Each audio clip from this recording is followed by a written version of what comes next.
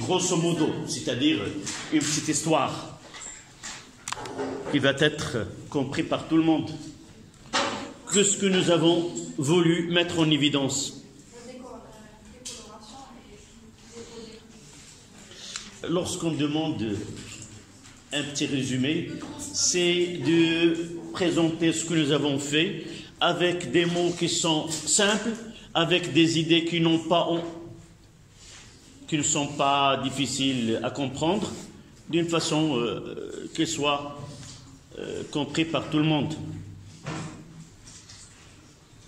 Nous voulons mettre en évidence une transformation directe, une transformation qui est spontanée, et nous voulons mettre en évidence ce transfert qui est direct. Nous avons fait une expérience. Au cours d'une expérience, nous avons mis en jeu deux couples oxydants réducteurs, Ce2+ avec Cu et Zn2+ avec Zn. Rappelez-vous, la dernière fois, je vous ai présenté celui qui était de groupe avant vous et celui qui était avec vous, il était bleu. J'ai dit, on peut observer à la fin de l'expérience, mais même à la fin de l'expérience, à la fin du cours, nous n'avons pas pu vraiment constater qu'il y a des disparitions de la coloration bleue.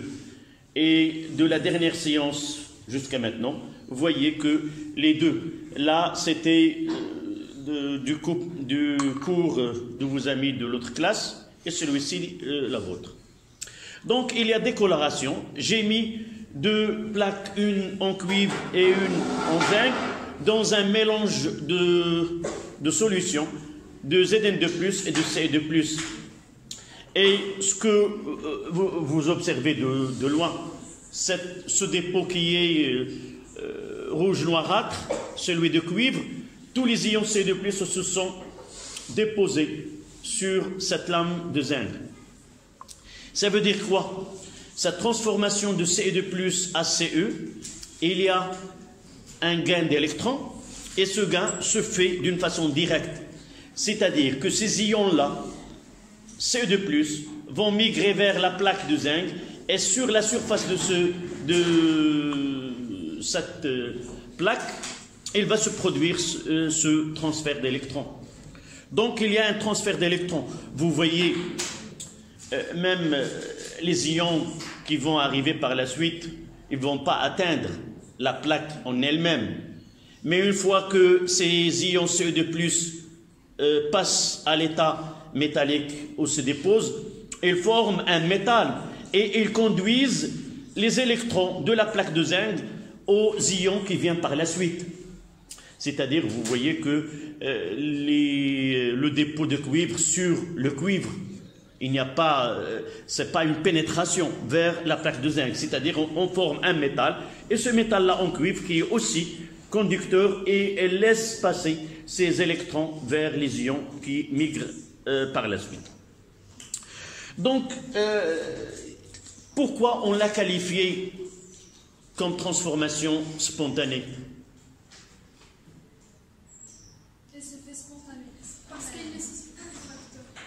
Ça ne nécessite pas un facteur extérieur qui va, si vous voulez, obliger, entre guillemets, Zn à donner ses électrons au Ce2+. Le cours que viendra par la suite, ce sera les transformations, ce sont les transformations forcées. C'est-à-dire, un générateur, il va obliger, entre guillemets, ces électrons à passer d'un élément à un autre. Donc, spontané se produit sans intervention, sans donner de l'énergie extérieure afin de réaliser cette réaction-là. Ces réactions, nous avons dit que généralement, il y a trois types de réactions chimiques. Les réactions chimiques qui sont endothermiques, c'est-à-dire qui nécessitent de l'énergie pour se réaliser, pour se produire. Il y a des réactions chimiques qui sont exothermiques, c'est-à-dire des réactions qui dégagent de l'énergie. Et il y a des réactions qui sont athermiques, c'est-à-dire le bilan. Il n'y a ni gain ni perte de l'énergie, et par la suite, il y a un processus qui nécessite de l'énergie, autre que de dégage de l'énergie. Le bilan, ça sera une réaction qui est athermique. D'accord? Le cas que nous traitons ici, c'est entre dans les réactions qui sont exothermiques. C'est-à-dire cette réaction s'accompagne d'un dégagement de l'énergie. Cette énergie, elle est chimique. Et celle-là qu'on va essayer d'en profiter afin d'avoir une source d'énergie autre que chimique, c'est de l'énergie électrique. C'est le but de notre cours et le titre que nous avons fait, transformation spontanée et récupération de l'énergie, c'est-à-dire de l'énergie électrique. Avant d'arriver à ce stade-là, les savants ou les chimistes, ils ont constaté que ce transfert d'électrons de Zn à Cu de plus, ça génère de l'énergie, mais de l'énergie qui passe sans qu'on profite de cette énergie. Exactement comme nous avons étudié en première année, c'est-à-dire que l'écoulement de l'eau, elle génère de l'énergie une fois que la pluie donne une quantité énorme d'eau, et cette eau, elle passe dans les rivières et la mer sans qu'on en profite. Qu'est-ce qu'ils ont fait? Qu'est-ce qu'il a fait l'homme? Des barrages. Et de là, nous avons profité de cette énergie qui est l'énergie gravitationnelle ou l'énergie de potentiel de l'eau. On a converti cette énergie potentielle de gravitation en énergie électrique dans des barrages où il y a des turbines qui génèrent cette énergie électrique. De la même façon, on a pensé que ce transfert d'électrons qui donne de l'énergie, on peut bien essayer de générer de l'énergie, c'est de le faire passer du réducteur vers l'Occident dans un circuit extérieur à ce cas-là. Donc, au lieu de faire cette expérience, nous avons... Oui. Pourquoi on a qualifié de transformation spontanée directe? La monnaie utilisée ici, c'est quoi? Non. Ce transfert, c'est quoi? Se réalise par quel? Ce transfert, c'est quoi? Des électrons. Ces électrons, comment? J'ai dit la dernière séance que au cours de réactions d'oxydoréduction ou des acides et bases, nous avons qualifié ces réactions par un transfert soit de protons H+ entre les acides et les bases, soit des électrons pour les réactions d'oxydoréduction. Mais nous n'avons pas discuté le procédé de ce transfert. Nous ne nous sommes pas intéressés comment se réalise et de quelle façon. Ce que nous a intéressé avant, c'est vraiment il y a un passage d'électrons du réducteur vers l'Occident et ça se produit ainsi. Mais le déroulement de science, c'est pas étudier un phénomène, c'est pas en lui-même, c'est pas étudier cette transformation, on la laisse. Comment on doit profiter de ce phénomène-là? D'accord? Donc, cette réaction d'oxydoréduction qui est mise en jeu un transfert direct entre la plaque et les ions, comment peut-on, avant de faire passer ces électrons de Zn à Ce2+, comment nous pouvons le faire circuler quelque part? Par exemple, dans les banques, une fois qu'on dépose une somme d'argent, cette somme d'argent, je ne dois pas avoir l'accès à cette somme 24 heures après. Une fois que je verse un chèque dans une banque, le passage il sera effectif après une durée donnée. Et ce passage-là, ce n'est pas indirect. J'ai une somme, mais je ne peux pas profiter sur le champ. Donc, ça, c'est un transfert, je peux dire, indirect. La banque, qu'est-ce qu'il va faire? Elle peut le donner comme crédit à un autre. Qu'est-ce qu'il va faire? Il va en profiter de cette somme. Et le lendemain, une autre personne, il va verser une somme. Et il doit attendre 24 heures. Donc je dois récupérer mon argent. Ce n'est pas en versant ce chèque, je l'aurai sur le champ. Ça, c'est un versement qui est, je peux le qualifier indirect. Donc là, on va faire la même chose que la banque. Les savants ont pensé que ce transfert d'électrons, on peut le réaliser à l'extérieur. Donc, ce qu'on va faire, on va essayer de relire. La première des choses, c'est réaliser deux compartiments distincts. Là, il y a une solution de Zn de plus avec une plaque de Zn. Voici le couple réducteur 1. Et une plaque de cuivre dans une solution de sulfate de cuivre 2. Et pour réaliser ce passage-là, on doit utiliser un pont salin, c'est-à-dire c'est un pont qui est capable de relier ou de fermer un circuit parce que nous voulons circuler ces électrons dans un circuit extérieur. Donc on doit avoir un circuit qui est fermé. Donc on utilisera un lien entre les deux qui réalise la conduction électrique. On va parler de quel mode elle va réaliser cette conduction. Et à l'extérieur, je dois utiliser un circuit avec un ampèremètre pour tester s'il y a vraiment un courant électrique qui circule, ou utiliser un voltmètre pour lire s'il y a une force électromotrice ou une tension générée par ce montage-là. Donc, la première des choses, c'est que ce pont utilise un électrolyte. Un électrolyte, comme nous avons étudié l'année dernière, c'est un composé de structure ionique formé à partir d'un ion positif et d'un ion négatif. Globalement, c'est un composé qui est neutre. Par exemple, dans ce cas-là, j'ai ici, ce que je vais utiliser, c'est le KCl. C'est l'ion K plus SCl-. Donc, c'est un sel. Si vous voulez, un sel, généralement, leur réaction acide-base entre un acide fort et une base forte, à l'équivalence, on aura la composition du mélange, c'est un sel. Parce que là, pour obtenir ce corps-là, je peux utiliser KOH, l'hydroxyde de potassium, de potassium, et l'acide chlorhydrique. Avec des concentrations semblables, avec des volumes égaux, on peut arriver à un mélange qui est neutre et la solution n'est autre qu'une solution de chlorure de potassium qui a un pH qui est 7. Donc là, c'est un électrolyte.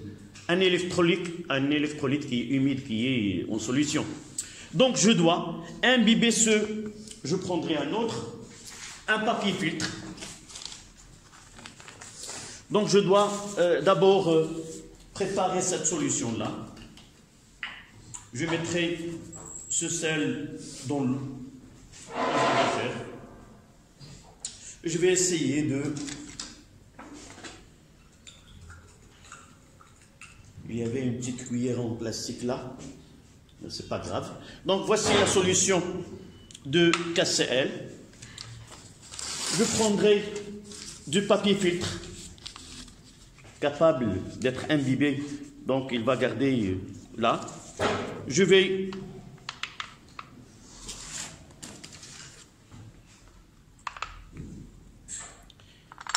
réaliserai ce pont qu'on qualifie de salin parce qu'elle contient, c'est une solution d'un sel. Elle doit être émergée de deux côtés. Donc là, je mettrai, on parlera tout à l'heure de concentration des ions Ce2+ et des ions. Je peux préparer un autre, mais on va utiliser celui-ci. Donc là, un ampèremètre. Et on va essayer de mettre au hasard les bornes. Là.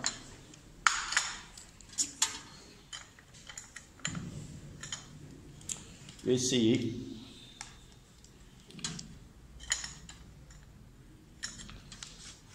mettrai... Il faut utiliser des pinces. Je vais utiliser le voltmètre. Là. Et vous pouvez... Normalement, on utilisera...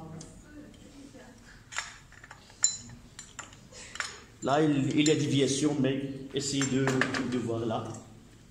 Mais elle est... Si vous arrivez à voir... Y a-t-il une déviation?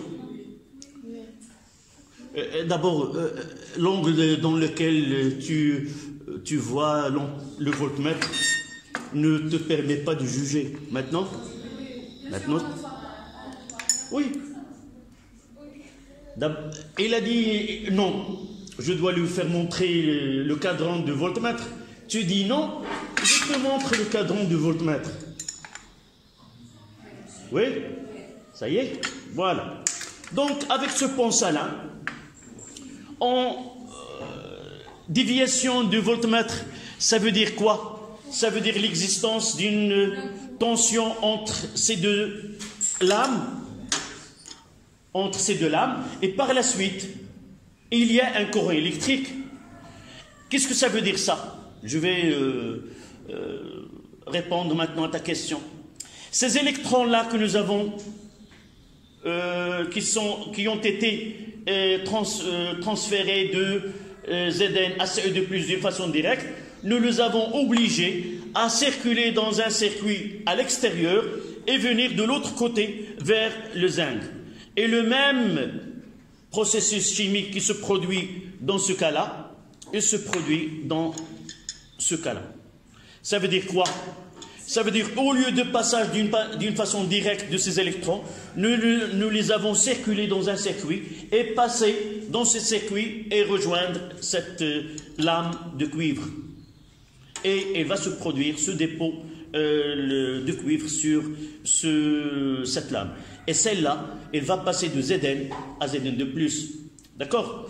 Donc, ce que nous avons réalisé ici, c'est le même procédé, mais avec un transfert indirect des électrons. Je vois que tu m'attends pour arrêter pour poser ta question. C'est la cause du transfert d'électrons. Là, on parle de rien.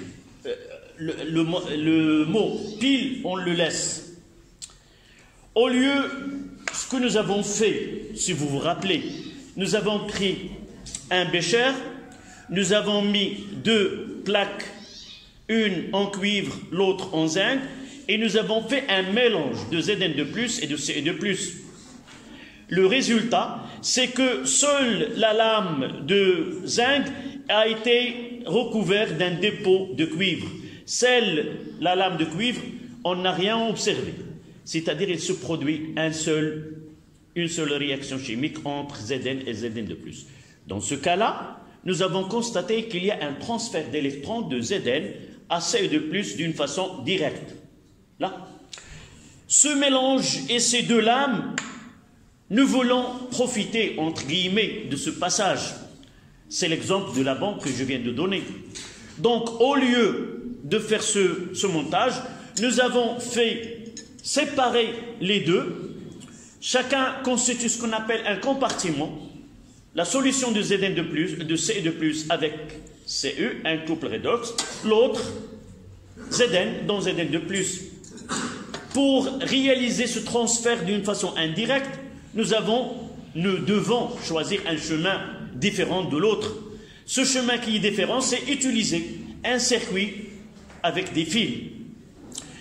La première des choses, c'est avoir une connexion entre les deux compartiments. La deuxième, c'est de réaliser un circuit. Donc, ces électrons, au lieu que Zn2+ se dépose là, Ce2+ se dépose là, Cu, il va donner ces électrons comment? Dans le circuit, et ils vont passer de l'autre côté, arriver à la plaque de Cu, ils rencontrent Cu2+, et il se produit une réaction qui donne ce dépôt de Cu2+. En réalité, le bilan, ça sera le même, mais nous avons obliger ces électrons à choisir un chemin différent de celui qui était là. Ce choix-là nous a donné un courant électrique, nous a donné une tension électrique. Une tension avec un courant, ça donne quoi? Le produit du UI du I. Nous l'avons vu dans le devoir. U avec I. Il a été donné dans U fois I, c'est la puissance. C'est la puissance. Donc nous avons une puissance électrique. Donc ce passage-là à l'extérieur nous donne ce travail-là. Maintenant, on va revenir. C'est quoi ça? On va appeler une pile. C'est quoi une pile? Le terme utilisé la première fois, c'est pour volta.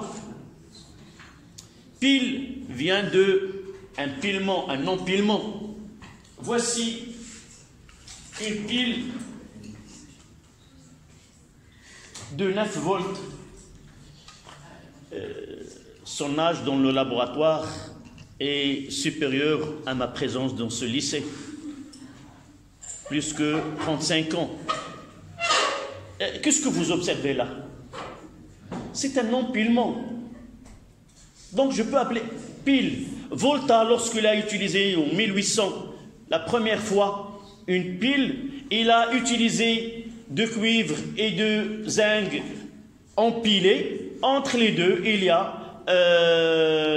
du papier ou du carton imbibé d'une solution légèrement acide.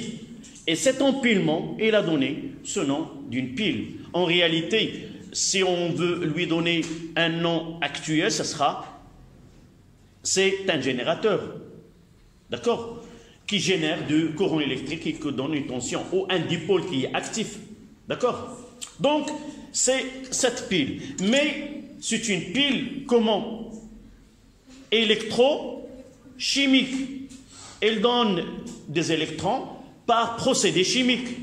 Donc une pile électrochimique qui est en solution.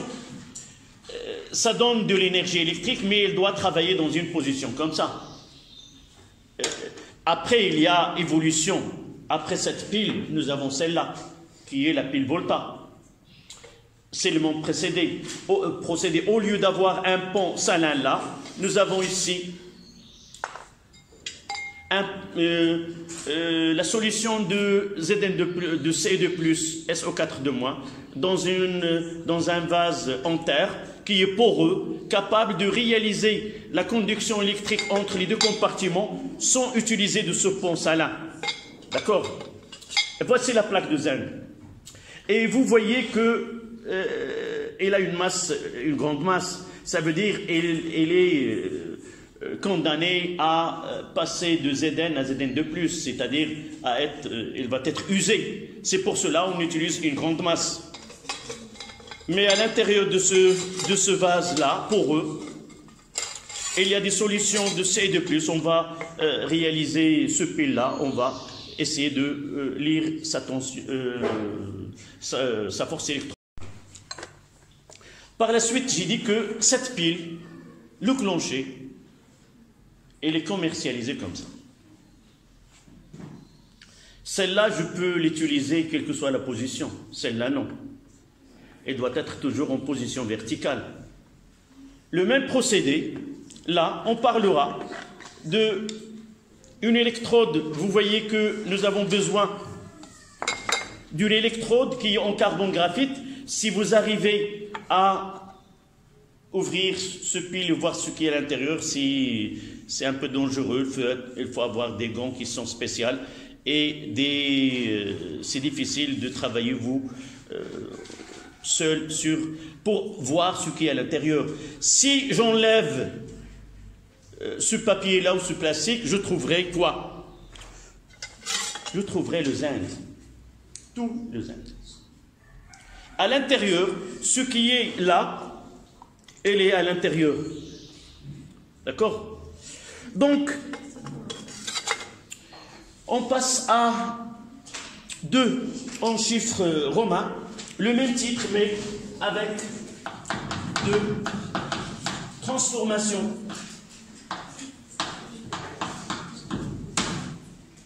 Spontanées transformation spontanée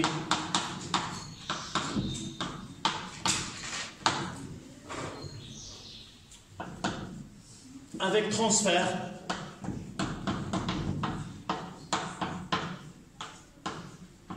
indirect avec transfert indirect des électrons.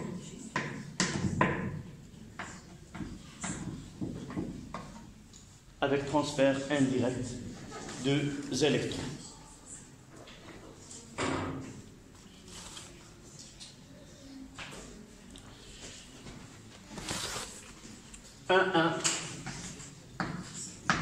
À 2-1, expérience.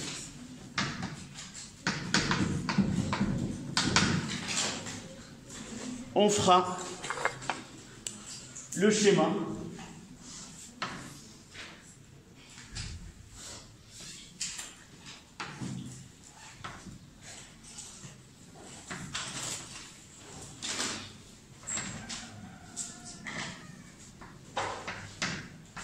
là, CE2 plus SO4 2 mois. Là, ZN2 plus SO4 2 mois. Un papier imbibé de KCl.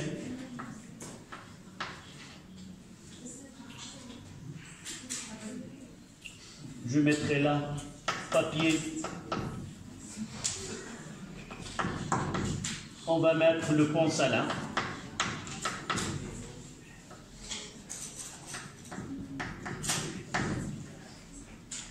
Une lame en cuivre.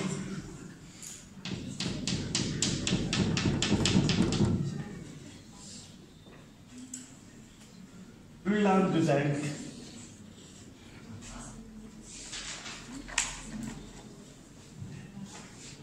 S'il vous plaît.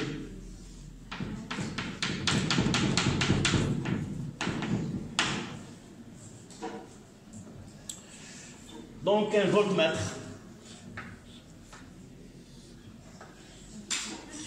Oui. Je vais mettre là. Je n'ai pas l'espace pour écrire. Je vais écrire là que le pont salin, dans l'expérience, c'est un papier imbibé d'une solution de KCl, mais généralement, sa solution doit être gélifiée, c'est-à-dire comme un gel, avec de KCl. Donc, un voltmètre.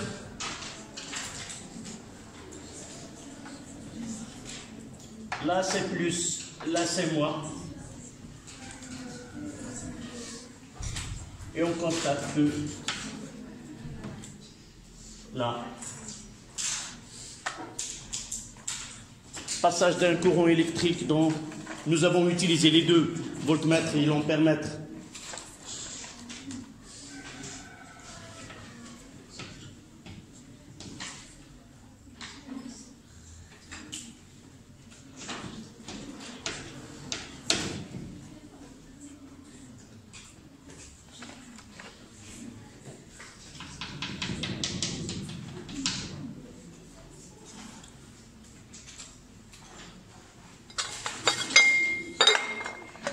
Je vais essayer de préparer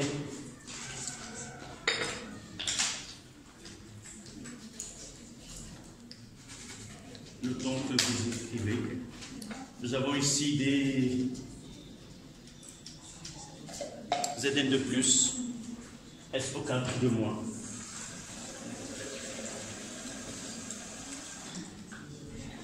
Voilà.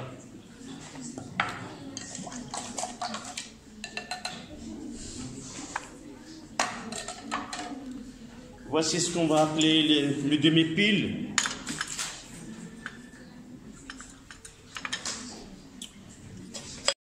Ici, la première des choses, c'est que nous disons que uniquement nous n'avons besoin d'eau dans cette partie, qu'en réalisant ces circuits, nous avons obligé les électrons à circuler d'une façon indirecte de Zn vers Ce2+, de l'autre compartiment.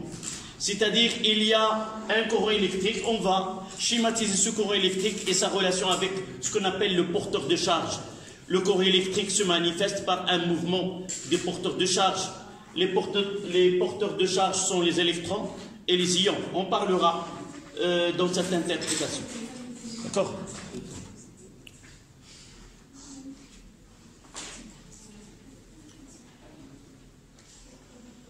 En réalisant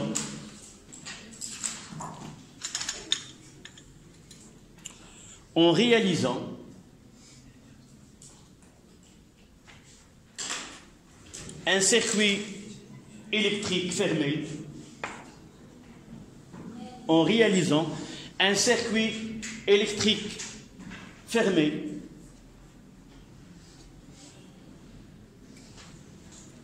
formé de deux compartiments,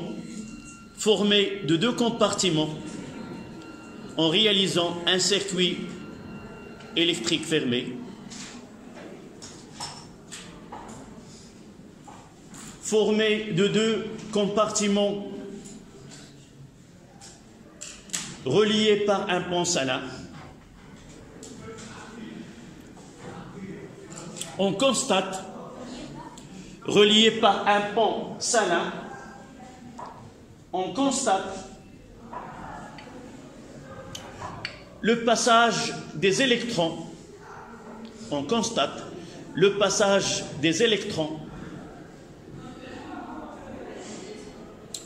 d'une façon indirecte de Zn, de Zn vers Ce2+.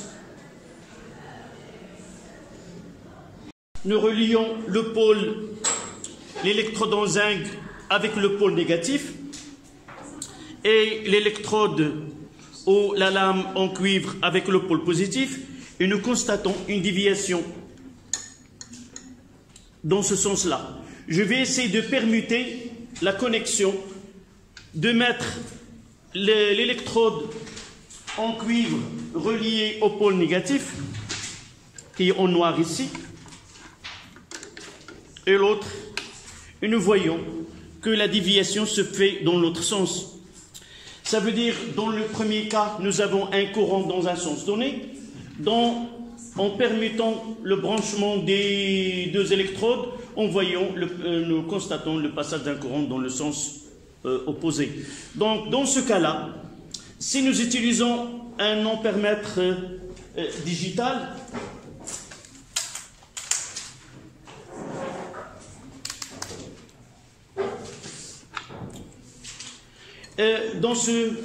nous allons rencontrer des termes dans les exercices. Il y a ce qu'on appelle borne commun, le COM. Ça veut dire, c'est là où on doit relier le pôle négatif. Et de l'autre côté, la borne positive, c'est celle où nous relions généralement l'électrode qui constitue le pôle positif.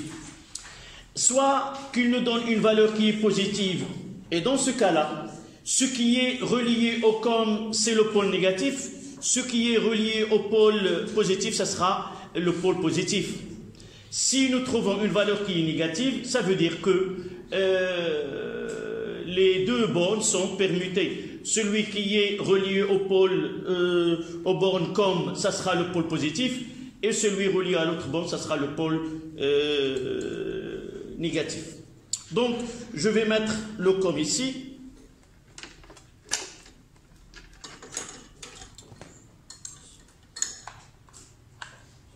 Et vous lisez une valeur positive. C'est 0,474 milliampères. Si je permute là,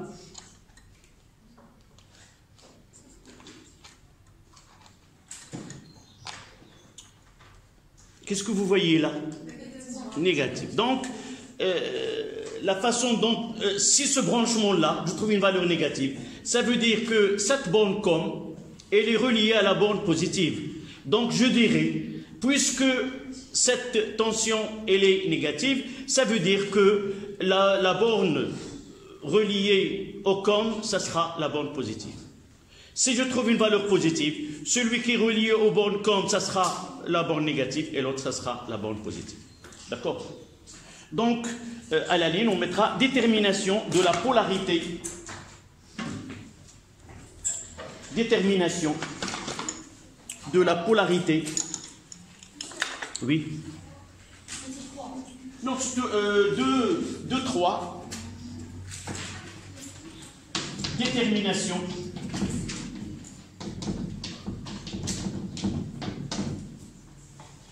de polarité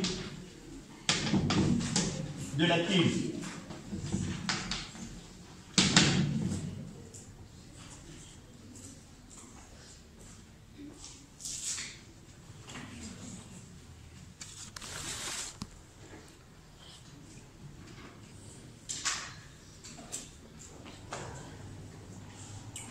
En reliant à la ligne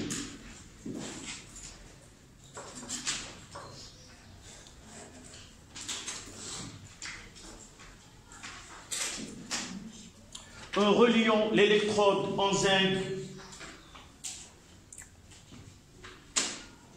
aux bornes comme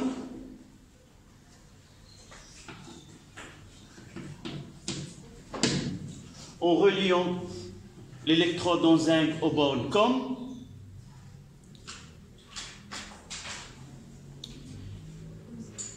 en reliant l'électrode en zinc aux bornes comme et celle en cuivre aux bornes positives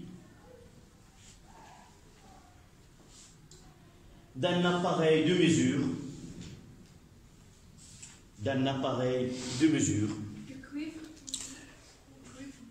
et celle en cuivre au pôle positif à l'appareil de mesure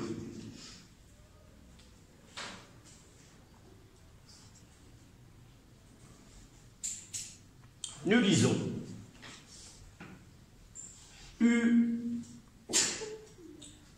CU ZN, c'est-à-dire V de CU moins V de ZN est égal à 1,1 volt dans certaines conditions. Dans les conditions normales, la température voisine de 25 degrés Celsius, les concentrations en ions CU de plus et ZN de plus, 1 mol par litre. Ça veut dire quoi? Ça veut dire que V de CU est supérieur à V de ZN. Ce qui donne CU constitue la borne positive et ZN constitue la borne négative.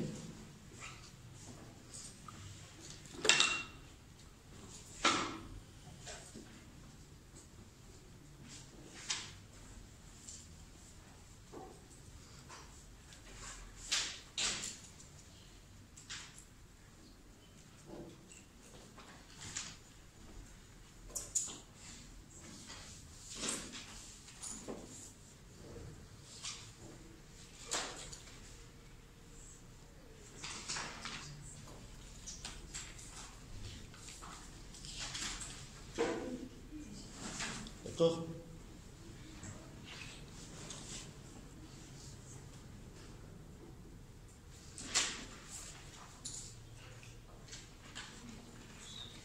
À la ligne.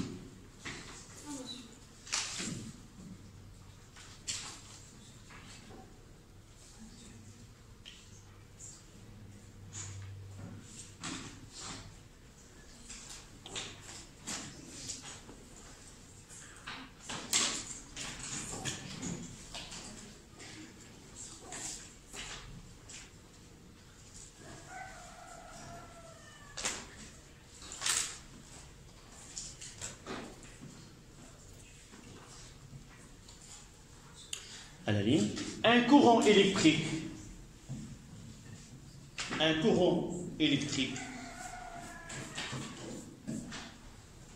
circule dans le circuit extérieur.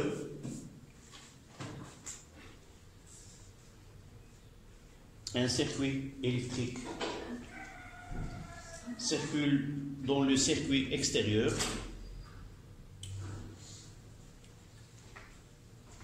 De l'électrode en cuivre vers l'électrode en zinc.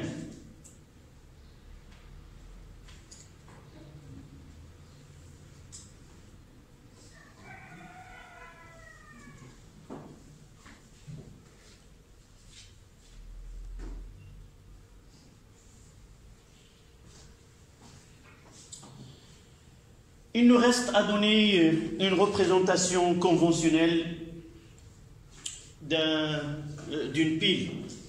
Ça, c'est le schéma d'une pile. Deux compartiments. Une contient le premier couple redox CE2 plus CU, l'autre le couple Zn2 plus Zn. Il y a un pont salin. Au lieu de faire ce schéma, on donnera une représentation conventionnelle d'une pile. Donc 2, 4. Représentation conventionnelle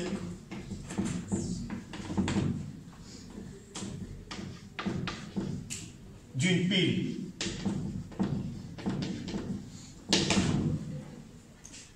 Représentation conventionnelle d'une pile.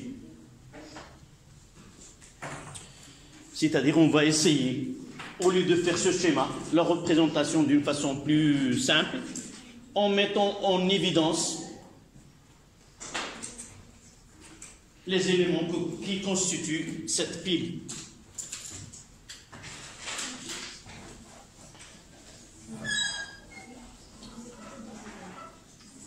Donc, à partir du schéma, généralement, s'il vous plaît,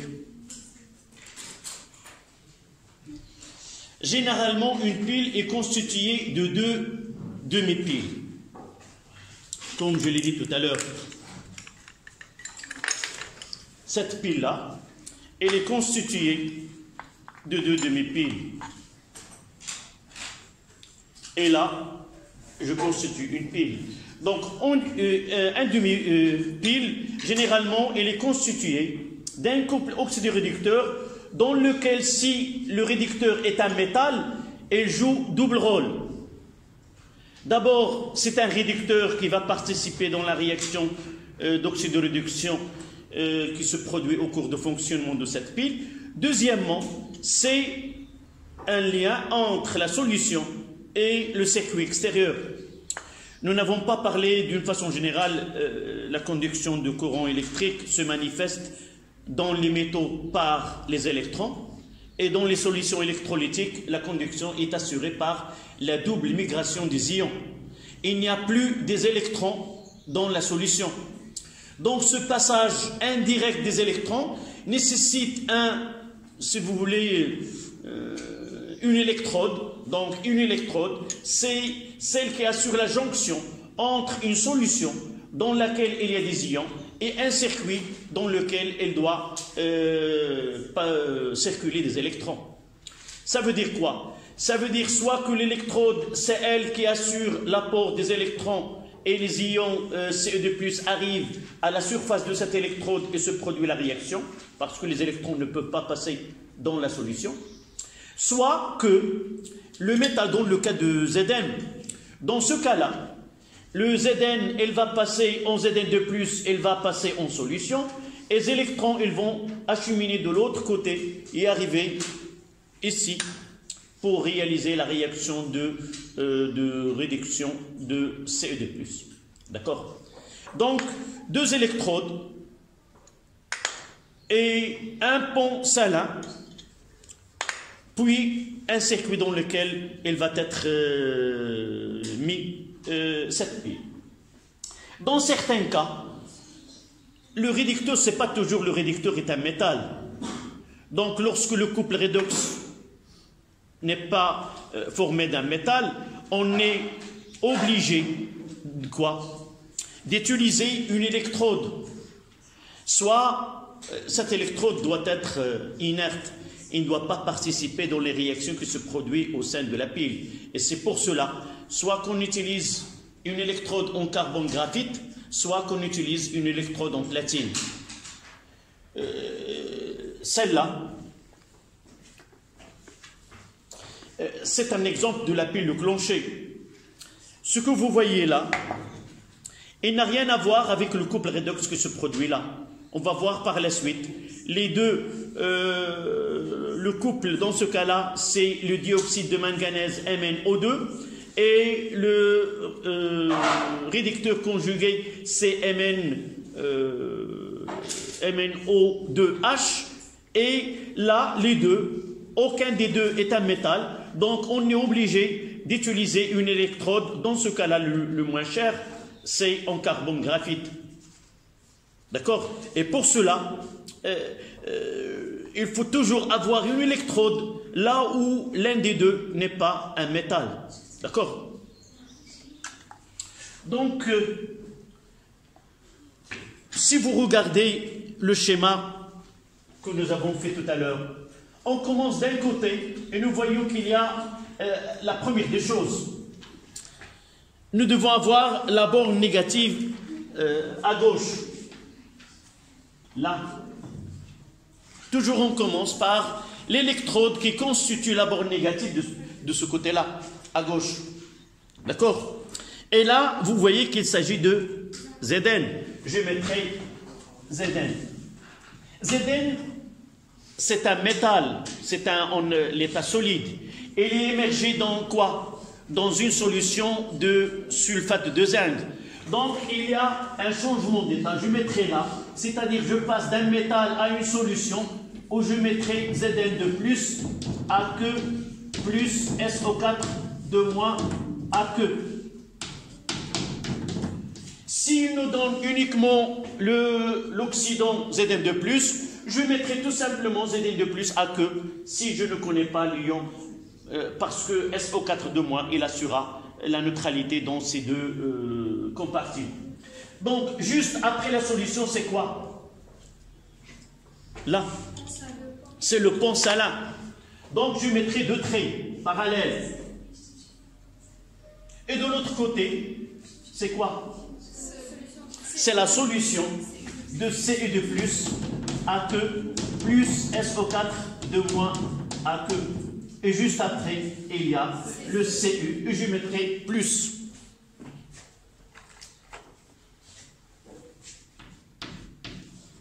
Voilà la représentation conventionnelle, ou le schéma conventionnel d'une pile. Avant de l'écrire, je donnerai, par exemple, cette pile-là, c'est Cu. Je mettrai un couple redoxé Fe3 plus AQ plus Fe de plus AQ. Et l'autre couple, c'est Cu de plus sur Cu.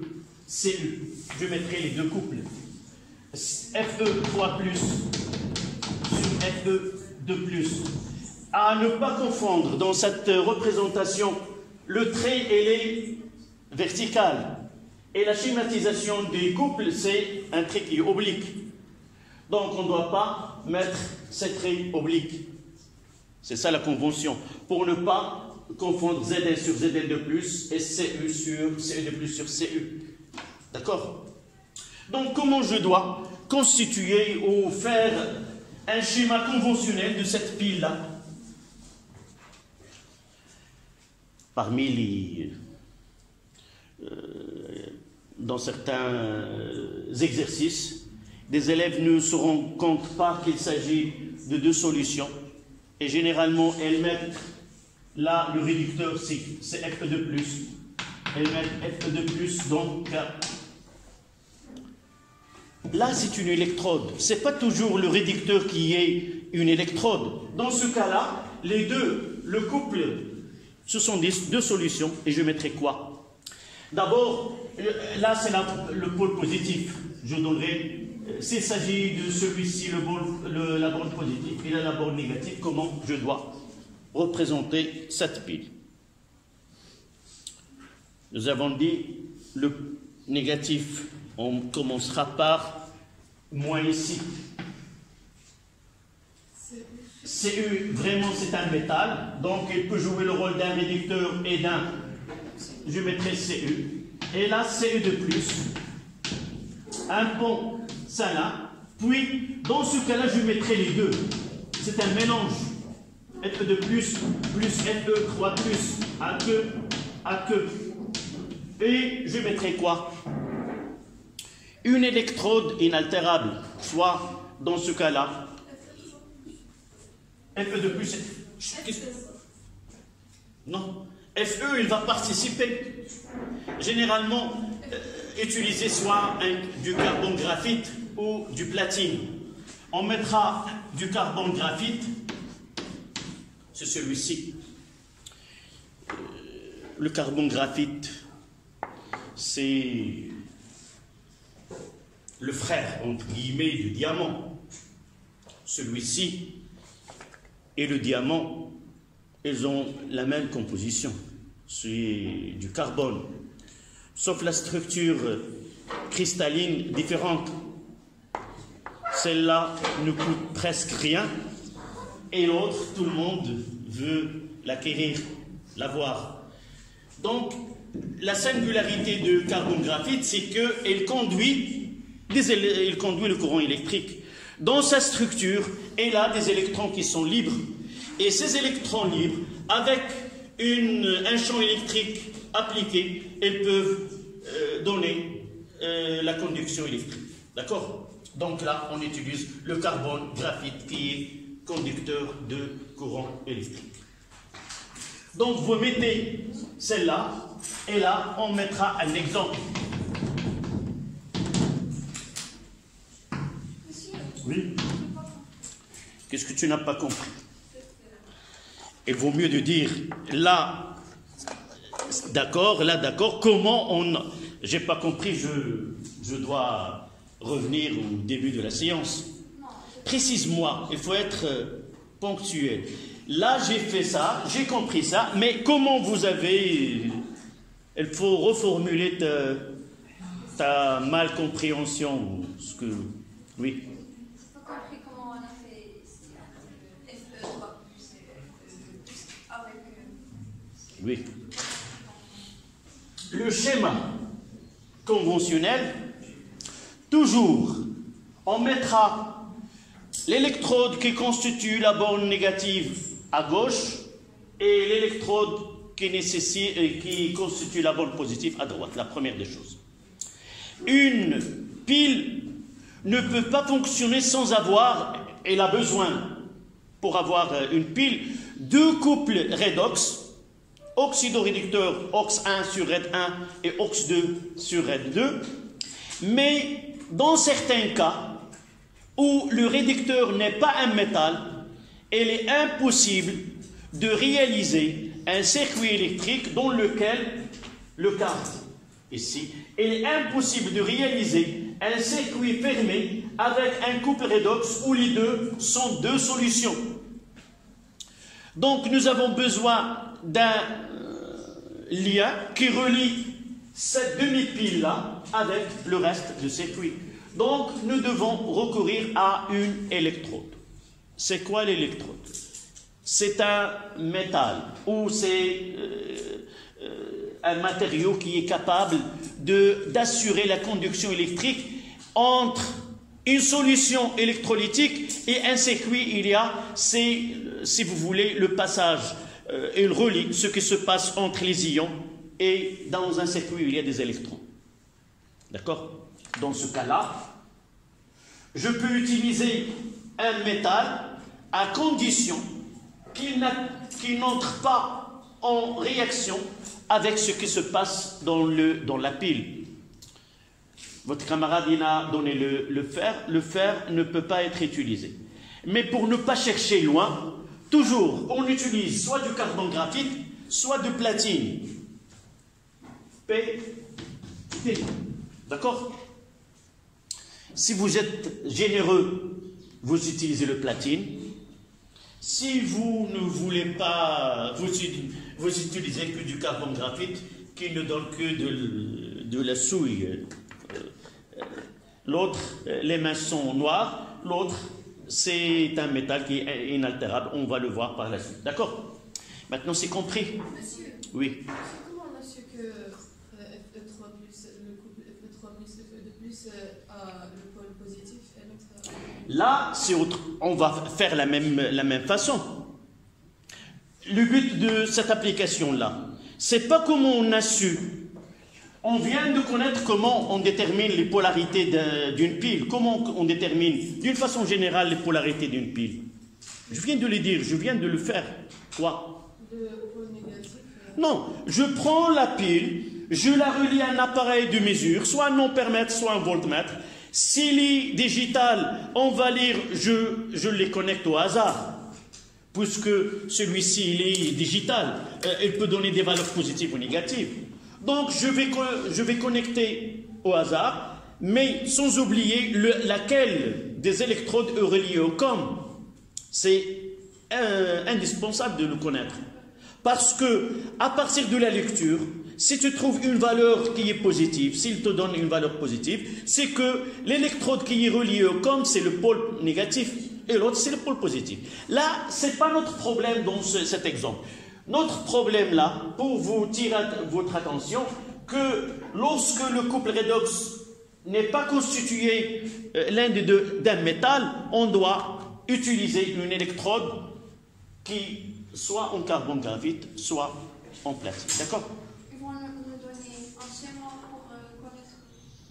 Non, on va voir dans un exercice. On va voir dans un exercice, par exemple, ce qu'on nous donne. Par exemple, une pile aluminium Cu2+, Cu, c'est-à-dire l'électrode en aluminium et l'électrode en cuivre. On utilise Cu2+, on utilise Al3+. On connecte la borne, par exemple, Cu avec le COM et il nous donne une tension qui est de moins 1,38 volts. Et vous allez utiliser que dans ce cas-là, c'est quoi? C'est V de carbone graphite moins V de Cu, comment il est positif. Si je ne sais pas, et on connecte, il nous donne une valeur, je mettrai que la borne positive, moins le COM est égal à la valeur que vous avez, moins 1, et négative, donc par la suite, il sera celui-ci, et la borne négative, et l'autre, c'est la borne positive. On verra ça dans l'exercice d'application. Monsieur, Oui. dans le schéma le deuxième schéma, Oui. Cu2+ ne peut pas exister seul dans une solution. Il faut qu'elle soit accompagnée par ces... Non, je l'ai dit tout à l'heure. Je l'ai dit tout à l'heure, généralement, le lion, là dans ce cas-là, il nous donne, à partir de ces deux couples, former ou essayer de donner un schéma conventionnel de cette pile. SO4 de moins ou autre n'intervient pas dans l'écriture.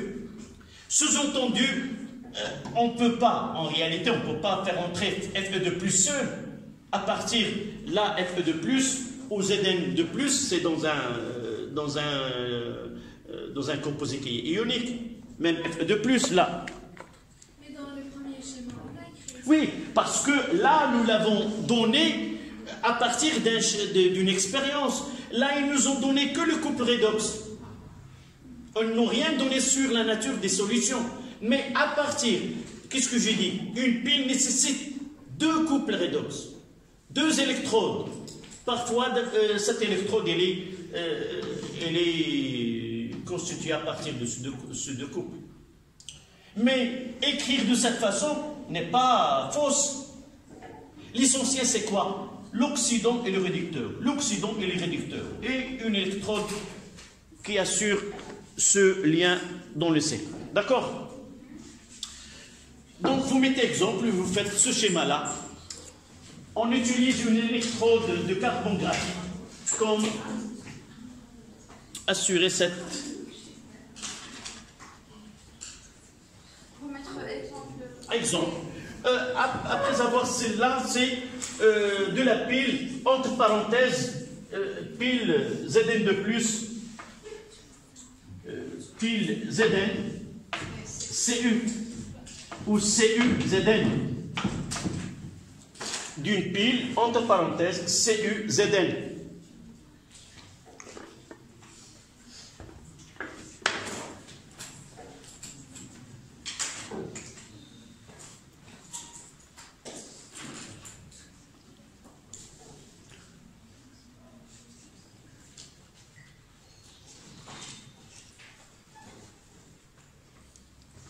On passera à 3 en chiffre romain.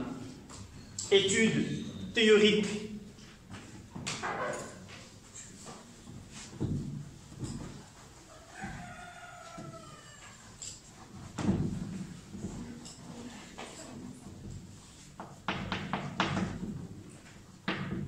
Étude théorique.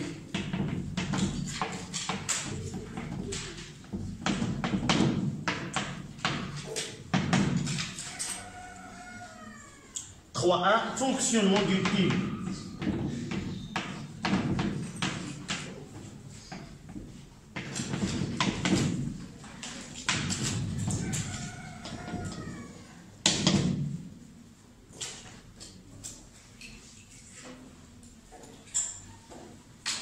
Fonctionnement d'une pile.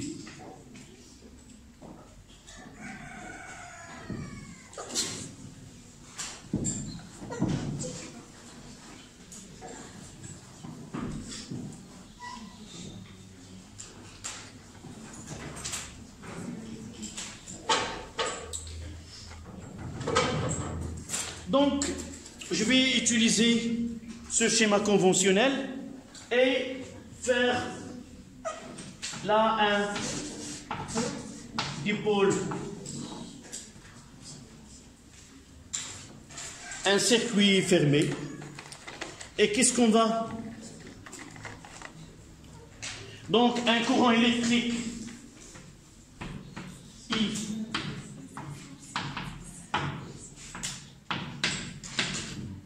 Voilà. C'est le sens conventionnel de courant électrique.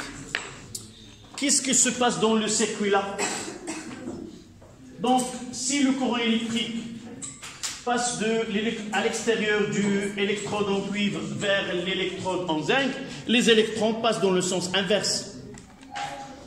Donc, les électrons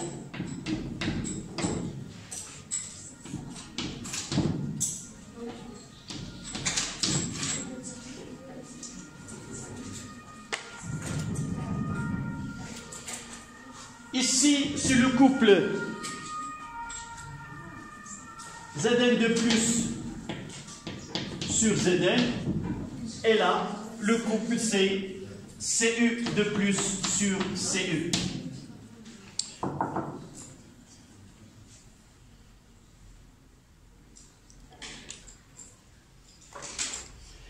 Qu'est-ce qui se produit dans le compartiment Zn de plus? Qu'est-ce que se produit? Il y a production des électrons. Ici,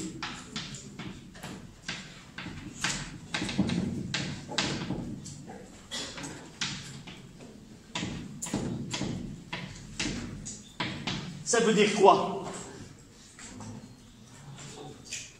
Ces électrons qui quittent la borne négative, qui est l'électron dans zinc, d'où viennent ces électrons? Donc il y a une production des électrons à la suite d'une réaction chimique. Donc là, on aura plus des électrons. Production, c'est-à-dire dans les produits. Et qu'est-ce qu'il va générer ces électrons? C'est Zn. Elle va donner 2 électrons plus Zn de plus. Production des électrons, ça veut dire que parmi les produits, il y a des électrons. Là, c'est une oxydation.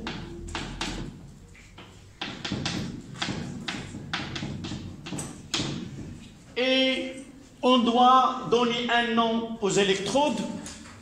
Donc, les électrodes sont nommées anode et cathode. Et pour mémoriser le nom de chaque électrode, là, l'oxydation, il commence par une voyelle Et l'anode, il commence par une voyelle, oxydation anodique. On notera oxydation anodique. Et par la suite, je nommerai cet électrode en anode.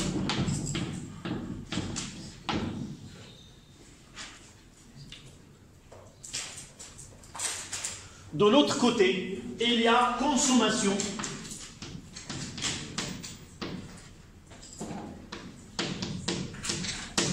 des électrons,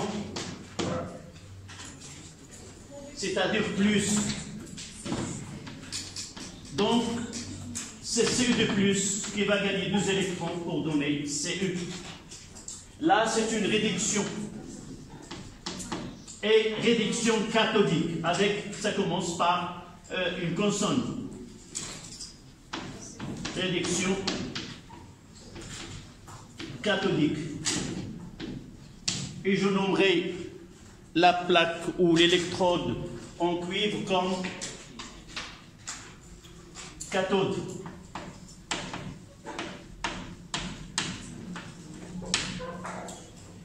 N'oubliez pas dès maintenant que la nomination anode et cathode, c'est pas relié au signe de l'électrode, mais elle est reliée à la nature le type de réaction qui se produit.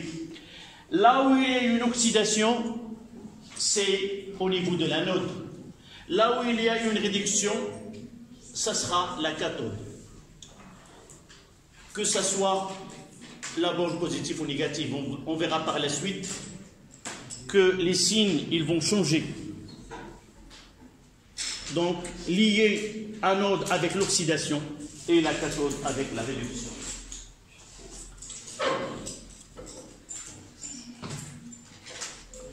Donc, la réaction d'oxydoréduction bilan, ça sera Zn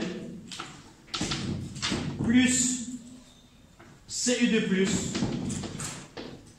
et ça donne Zn de plus Cu. Là, je vous donne la constante d'équilibre de cette transformation. Elle est de l'ordre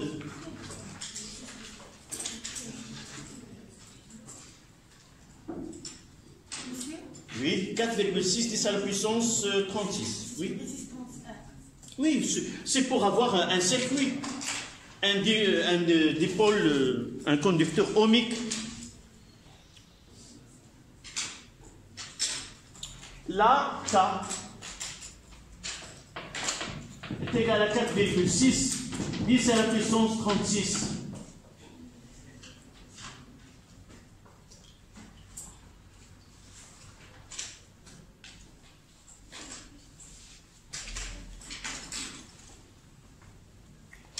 On doit justifier que cette transformation elle est spontanée. Et il se produit d'un seul sens. C'est celui de la formation d'un dépôt de cuivre. Et nous n'avons pas observé un dépôt de zinc sur la lame de cuivre.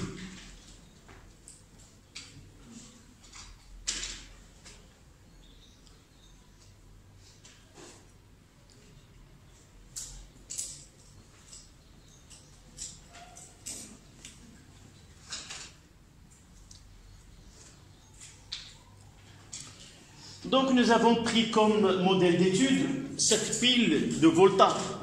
Pile de Volta au laboratoire. C'est pas de cette façon que Volta a présenté sa pile. Mais l'idée générale, c'était d'utiliser une plaque en cuivre, celle en zinc et des solutions de cette façon. Donc c'est, si vous voulez, le prototype du laboratoire qui a pris l'idée de Volta.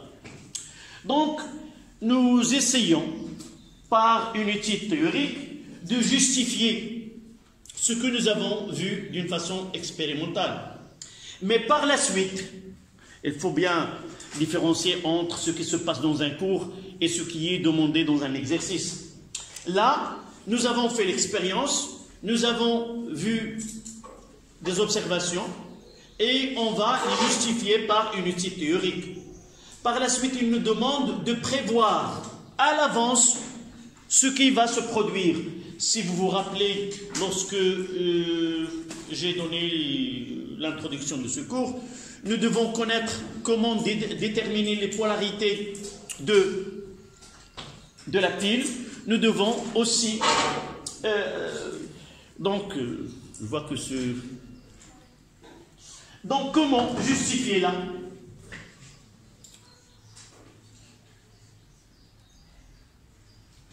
Nous devons déterminer QR. J'ai dit tout à l'heure qu'on utilise QR est égal à quoi? Donnez l'expression de quotient de réaction.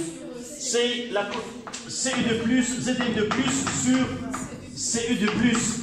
On peut la comparer avec. D'accord. J'ai dit tout à l'heure, généralement, on prendra une mole par litre. Donc, ça se simplifie, ça donne 1. Donc, comment on mettra sur cet axe, il y a K ici, et C, c'est Q. Là, c'est 1. Donc, il y a évolution dans le sens 1. C'est-à-dire, le passage de Zn à Zn de plus, CE de plus à CE. Est-ce qu'on aura la transformation inverse? Pourquoi? Non. Il faut comparer quoi? C'est ça, c'est pour cela que je vous ai retenu ces minutes. Non. Là, dans le sens 1, il faut comparer K avec quoi? 10 à la puissance 4. Puisque K est 10 à la puissance 36, elle est largement très supérieure à 10 à la puissance 4. Donc la réaction, elle est totale. Elle se fait dans un seul sens, c'est-à-dire dans ce sens-là. Et on n'aura pas là. Jamais il se formera de zinc sur l'électrode en zinc. D'accord? N'écrivez pas. La prochaine fois, demain, Inch'Allah, on continuera avec une séance, on complétera le cours avec une séance d'exercice. Oui. La première des choses, c'est de flèche. Mais une fois que nous avons fait là, on va corriger notre écriture et dire que la réaction ne se fait que dans un seul sens, puisque la constante d'équilibre est très supérieure à 10 à la puissance 4. Au début, on l'écrira comme ça. Et dans un exercice, on vous donnera comme ça. Et on vous demande de trancher. Dans quel sens se produit l'évolution spontanée et quelle est sa trajectoire?